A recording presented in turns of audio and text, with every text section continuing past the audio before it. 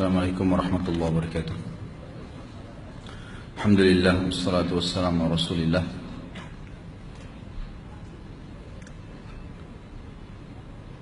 Sebelum salam ditulis, maaf Ustaz, tema yang lalu. Baik. Sudah 11 bulan saya nggak punya kerjaan tetap. Nafkah yang saya berikan ke istri sangat minim sekali. Keluarga istri meminta saya untuk pisah. Akhir-akhir ini istri juga sudah tidak tahan. Istri saya bekerja. Sebenarnya kami masih saling menyayangi. Istri saya masih cinta sama saya. Ustaz, gimana saya menyikapi masalah ini? Apa saya ikuti maunya istri dan keluarga?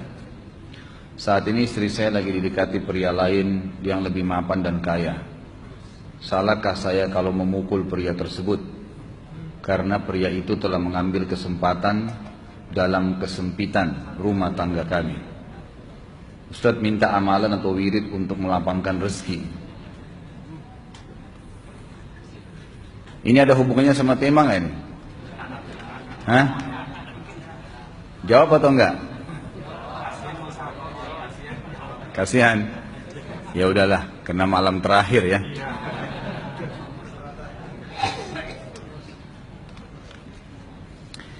Yang pertama sekali, saya menyarankan Anda saran dari laki-laki ke laki-laki.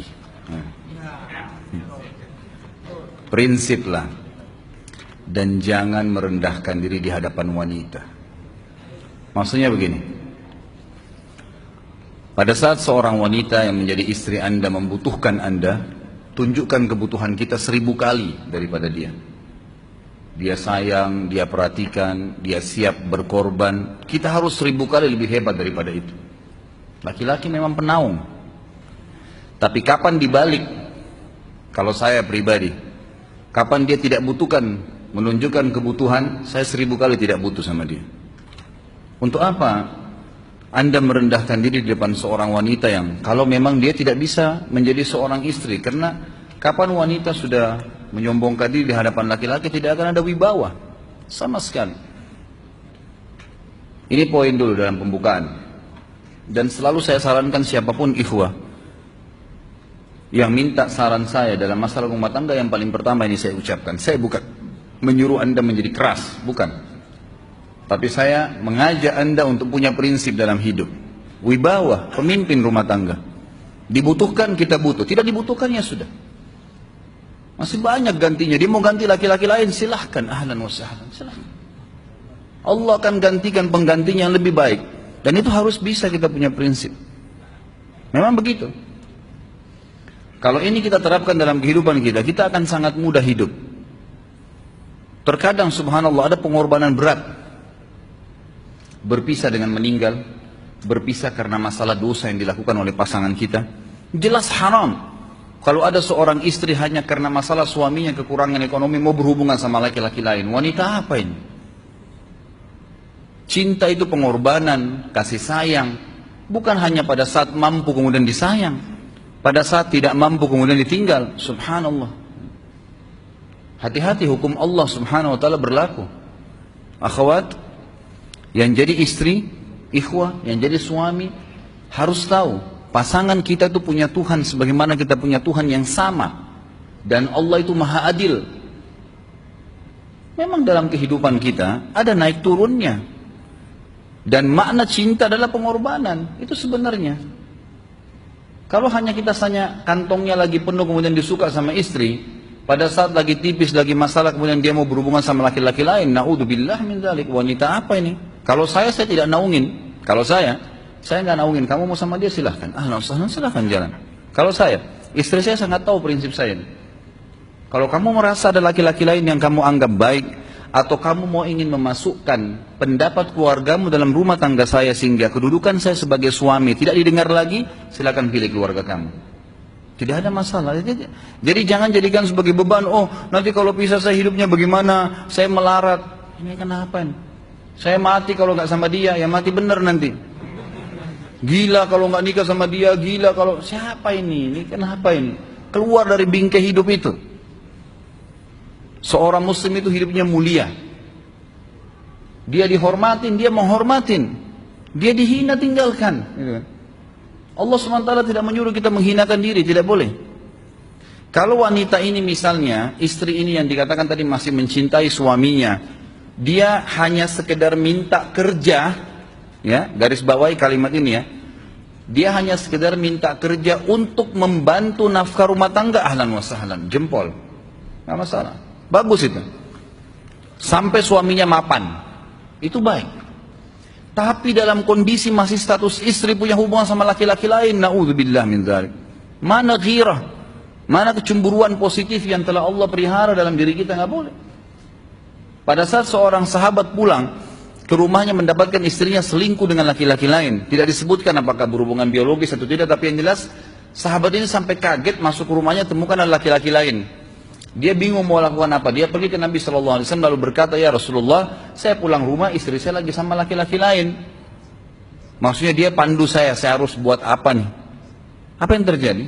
Subhanallah, Sa'ad radhiyallahu anhu sahabat Nabi mulia menghaluskan pedang mengatakan, ya Rasulullah, kalau terjadi pada rumah tangga saya akan penggal dua-duanya. Dua-duanya saya penggal nih.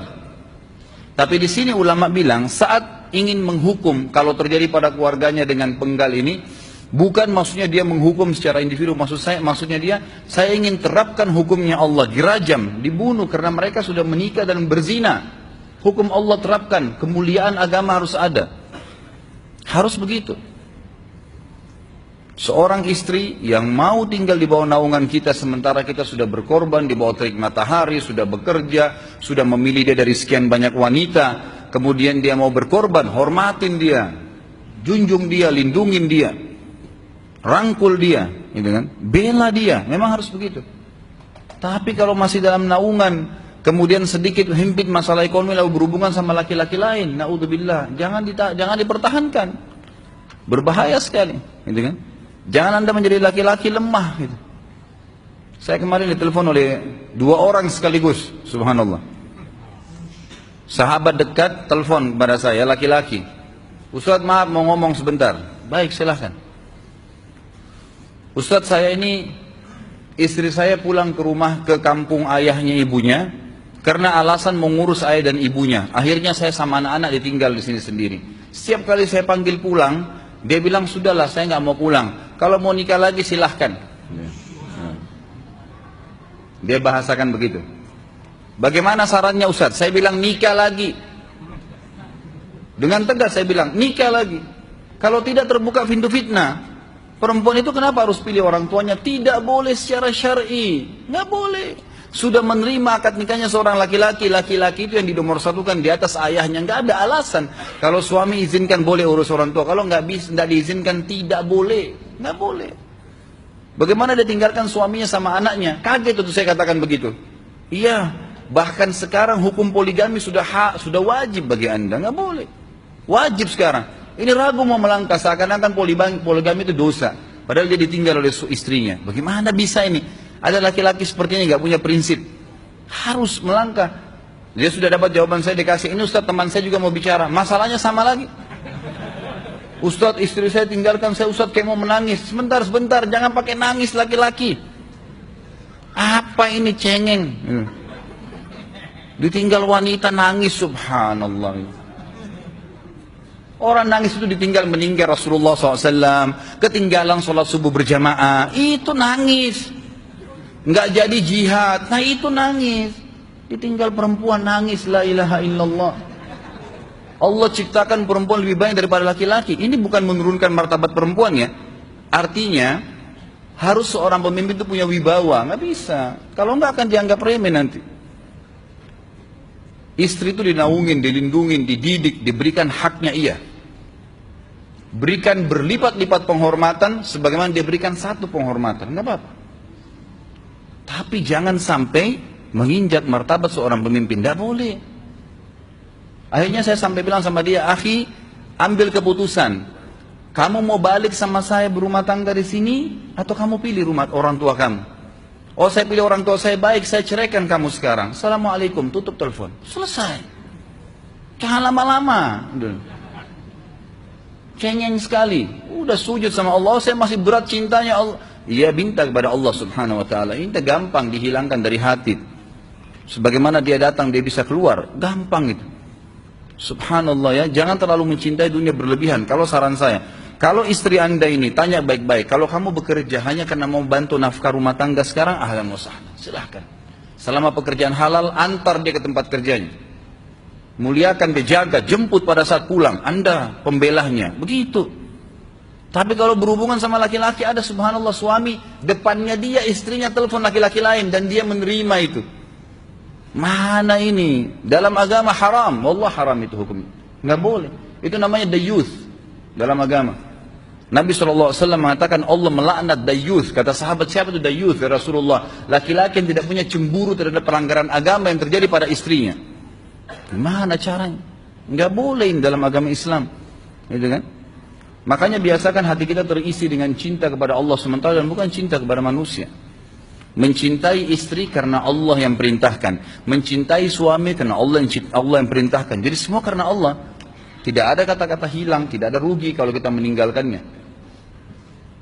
Jadi ini hal mendasar yang saya tahu, Allahu alam. Jadi sampaikan seperti itu. Kalau wirid apa? Saran saya adalah memperbanyak istighfar kepada Allah SWT. Gunakan momen musibah itu sebagai kesempatan untuk mendekatkan diri dengan Allah Subhanahu wa taala. Begitu ya.